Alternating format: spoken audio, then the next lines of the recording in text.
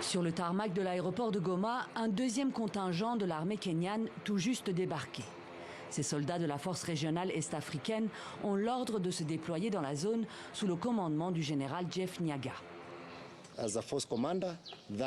En tant que commandant de la force militaire, il est clair que nous sommes ici pour protéger et défendre l'aéroport international de Goma, y compris le quartier général de la force régionale, pendant que le processus suit son cours.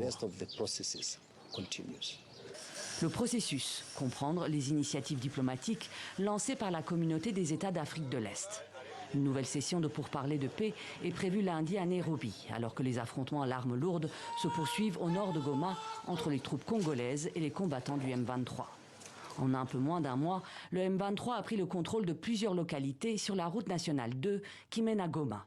Après Bunagana cet été, les rebelles ont occupé Kitagoma, Kiwanja, Rutshuru, Rugari et Rumangabo.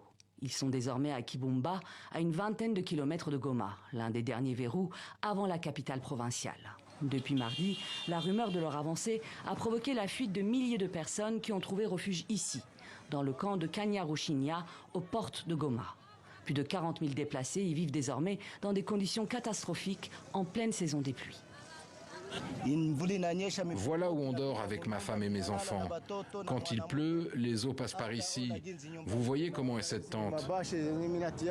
J'ai mis des bâches, des herbes, juste pour empêcher l'eau de pluie d'entrer à l'intérieur.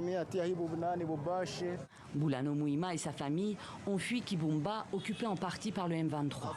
Ils n'espèrent plus qu'une chose, quitter le camp au plus vite pour regagner leur village.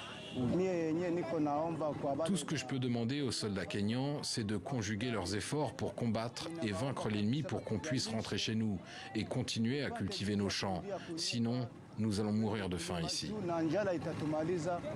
Ce jeudi, les affrontements entre l'armée congolaise et les rebelles du M23 ont repris dans le territoire de Nyiragongo.